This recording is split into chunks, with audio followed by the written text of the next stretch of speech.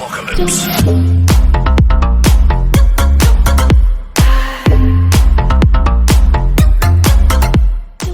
Hey, what's up guys, welcome to my YouTube channel. Today I will teach you project management using Primavera P6. But before we jump to Primavera P6, let's first talk about project management life cycle. So there are 5 phases in project management life cycle. Here you can see first thing is initiation, second is planning and design, third one is executing, and fourth one is monitoring and controlling, and the last one is closing. So let's talk about the initiation of the project. The first phase of the project is the initiation phase. During this phase, a business problem or opportunity is identified and a business case providing various solution option is defined.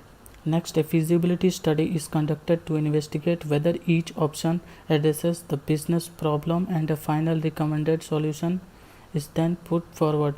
Once the recommended solution is approved, a project is initiated to deliver the approved solution.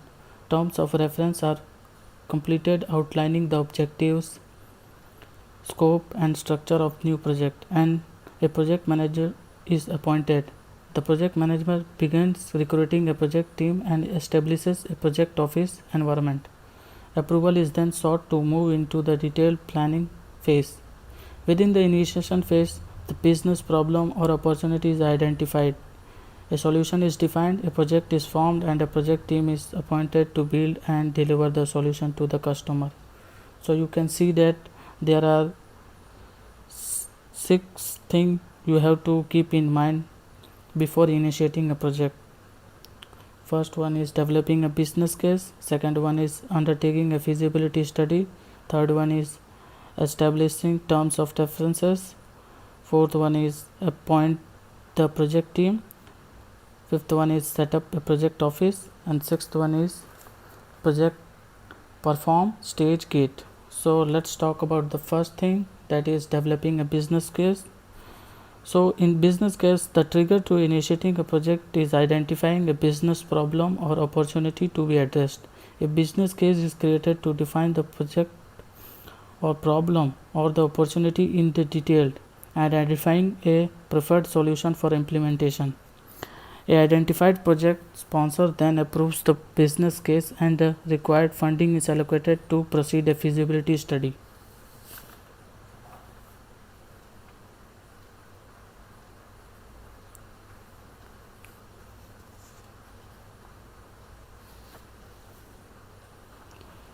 Second is undertake a feasibility study.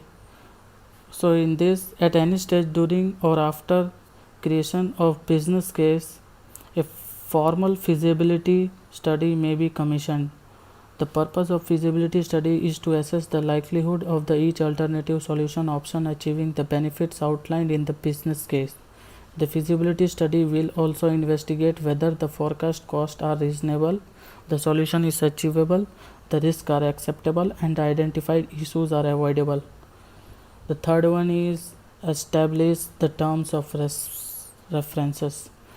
In this, after the business case and the feasibility study have been approved, a new project is formed. At this point, terms of references are created. The terms of reference define the following: the vision, objectives, of scope and deliverables, organization structure, activities, resources and funding required to undertake the project at any risk and issues, planning assumption and the constraints are also identified. Third one is appoint the project team.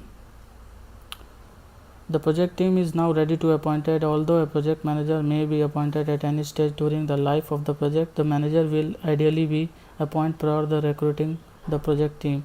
The project manager creates a detailed job description for each role in the project team and recruits people into each role based on their relevant skill and experience. Fourth, we can see that set up a project office. The project office is physically environment within the team is based. Although it is usual to have one central office, but it is possible to have a virtual project office with the project team members located around the world. A project office environment should include the equipment such as office furniture, computer equipment, stationery and material. communication infrastructure such as telephones, computer network, email, internet access, file storage, database storage, and backup facilities. Document and structure, project methodology, standard processes, forms and registers, tools as accounting, project planning, and risk modeling structures. Fourth one is perform the stage phase review. At the end of the initiation phase, perform a phase review. This is basically checkpoint to ensure that project has achieved its objectives as planned. Now, second one, we come to planning phase. In planning phase, you can see there are a lot of phases in planning phases. First, we will talk about the project plan. In creating a project plan, the first step is to project planning phase is to document the project plan. The work breakdown structure is identified, which includes a hierarchical set of phases, activities, and tasks to be undertaken to complete the project. The activities and tasks should be undertaken to complete the project. The activities and tasks and then sequences. Resources are to be allocated and detailed project schedule is formed. Baseline is created and for monitoring purpose. This project plan is the key tool used for project manager to assess the progress of the project throughout the project life cycle. Second one is you can see that resource plan. So in the resource plan, immediately after the project plan is formed, the level of resources required to undertaking each of the activities and tasks listed within the project plan will need to be allocated. Although generic resources may have already been allocated in the project plan, a detailed resource plan is required to identify for the type of the resources required, such as labor, equipment, and material, quantity of each type of resources required, roles and responsibilities, and skill set of all human resource required, specification of all equipment resources required, items and quantities of material resources required, and a schedule is reassembled for each type of resource so that project management can review the resource allocation at each stage in the project. Remember friends, a schedule is assembled, but project manager must have to show that over allocation of resources should be not there, because it may affect the overall project. So friends, keep in mind, this is very important. Now we come to the third, quality plan. It is also important. The financial plan is created to identify the total quantity of money required to undertake each phase in the project. In other words, the budget, total cost of the labor, equipment, and material is calculated, and an expense schedule is defined which enables the project manager to measure the forecast spends versus the actual spend throughout the project. Detailed financial planning is an extremely important activity within the project, such as customer will accept the final solution to have been delivered within the allocated budget. Now the fourth one is creating a quality plan. Meeting the quality expectation of the customer can be a challenging task. To ensure that the quality expectations are clearly defined and can reasonably be achieved, a quality plan is documented. The quality plan defines the term quality for the project, list clear and ambitious quality plan for each deliverables.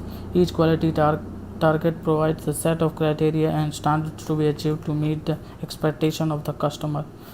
Providing a plan for the activities to assure the customer that quality targets will be met. In other words, a quality assurance plan identifies the technique used to control the actual quality level of each deliverables as it built.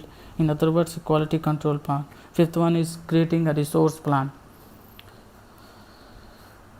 In resource plan, in next step is to document all feasible project risks within the risk plan. This plan is identified the actions required to prevent each risk from occurring, as we will reduce the impact of the resource should be evaluated. Developing a clear risk plan is an important activity within the planning phase, as it is necessary to mitigate all critical project prior to entering the execution phase of the project. Sixth one is creating acceptance plan. So in acceptance plans, to deliver a project successfully, you need to gain a full acceptance from the customer that is deliverable produced by the project meet or exceed requirements. And acceptance plans is created to help achieve this by clarifying the completion criteria for each deliverables and providing a schedule of acceptance reviews. These reviews provide the customer within the opportunity to assess each deliverables and provide formal acceptance that is meet the requirement as originally stated. Seventh one is creating a communication plan prior to the execution phase. It is also necessary, friends, to identify how each of the stakeholders to be kept informed of the project of the communication plan identifies the types of information to be distributed to stakeholders, the method of distributing the information, the frequency of distribution, and responsibilities of each person in the project team for distributing the information. Eighth one is creating a procurement plan. That is very also important thing in the planning phase. So in procurement plan phase, the last planning activity within the planning phase is to identify the element of the project to be acquired from external suppliers. The procurement plan provides a detailed description of the project, that is goods and services to be acquired from the suppliers, the justification for acquiring each project externally as opposed to be from within the business, and the schedule for product delivery. It is also described the process for the selection of a preferred supplier, the tender process after the ordering the deliverables of the products. Okay, so last one is the performing a phase review. In phase review, at the end of the planning phase, the phase review is performed, that is checkpoint to ensure the project has been achieved its objectives as planned. Next we come to the execution phase. Let's talk about the execution phase. In execution phase, you can see there are hierarchy of all the execution management here in the diagram. The planning, the execution phase, implementing the plans created during the project planning phase. With each plan is executed, a series of management processes are undertaken to monitor the control the deliverables being output by the project.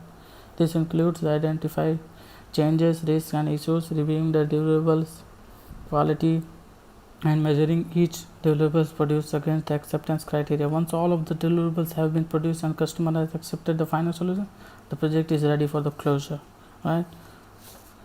So let's talk about one by one in this hierarchy of the diagram. So you can see that there first one is the building the deliverables. So before we talk about the deliverables, let's go into deep dive of the execution phase. It's typically the longest phase of the project in terms of the duration. It's the phase which the deliverables and physically constructed and presented to the customer for acceptance. To ensure the customer requirements are met, the project manager monitors and controls the activity, resources and expenditure required to build each deliverables. A number of management processes are shown to be undertaken to ensure that project proceed as planned. So now we jump to build deliverables. We talk about little bit of it. These phases involve physically constructing each deliverables for the acceptance by the customer. The activities undertaken to deliverables will vary depending on the type of the project undertaken. Activity may undertake into the waterfall fashion, where each activity is completed in sequence until the final deliverables is produced. So in interactive fashion, where iteration of the each deliverables are constructed until the deliverables meet the requirement of the customer, regardless of the method used to construct each deliverables. Carefully monitoring and control processes using the employed to ensure that the quality of the final deliverables meet the acceptance criteria set by the customer. Right. So let's jump to the D section, that is monitoring and controlling. Here it is very also important in the project management life cycle. Let's talk about in detail. While the project teams are physically producing each deliverables, the project manager implements the series of management processes to monitor and control the activities being undertaken by the project team. An overview of each management process follows. First thing you can see here, the time management. Here it is process of recording and controlling time spent by staff or on the activities crashing of the project. Second one is the cost management, process of which cost and secured project are formally identified. So actual manpower, material required, cost tracked against the budget, forecast for the completion also monitored in this phase. Now third one is the quality management. The quality management is assured and controlled for the project using the quality assurance and the quality control technique. A separate quality management team is also set up to track this quality management. The fourth one is change management. In change management, we can say that project deliverables, timescales, or resources are formally requested, evaluated, and approved to the implementation. So in change management, if there is a change in the project scope, deliverable, timescale, or resources are formally requested and evaluated, and it is to be duly signed by the customer and the contractor for this kind of change management in this phase. Next one is the risk management. In risk management, track me identified at any stage of the project by completing a risk form recording or relevant risk details within the risk registers. So next one is the issue management. In issue management, this may affect the ability of the project to produce required deliverables or formally managed. After an issue has been completed and details logged in the issue register, each issue is to be evaluated by the project management set of action to be undertaken and resolve the issue identified. It must be stopped and close this issue of any type of issue which is to be addressed duly with the stakeholders and contractor. Next one is the procurement management. Sourcing of the products from external supplies, PO are to be used and products is to be met. Each acceptance from the identified the acceptance criteria, review methods and results of the acceptance reviews undertaken. Next one is the communication management. Communication management is a process by which formal communication measures are identified, created, reviewed and communicated within a project. The most common method of the common project is to via project status report. Each communication message is captured in communication register. Now we come to the last, that is closure. In closure part, mainly it involves releasing of the final deliverables to the customer, handling over the project documentation of the business, terminating supplier contracts, releasing project resources and communicating the closure of the project to all stakeholders. The last remaining step is to undertake the project implementation review to quantify the level of the project success and identify any lesson learned for future projects. Remember friends, in the closure part we must make a closure report and submit to the client. This is very important, and a closure project and its objectives is to be ready for closure. Project closure is the last phase in the project, so must be conducted formally so that business benefit deliverable by are fully realized by the customer. So thank you friends, hope this video will like you. So subscribe my YouTube channel and hit the bell icon so that next video will come, you will automatically came to know that. Thank you very much.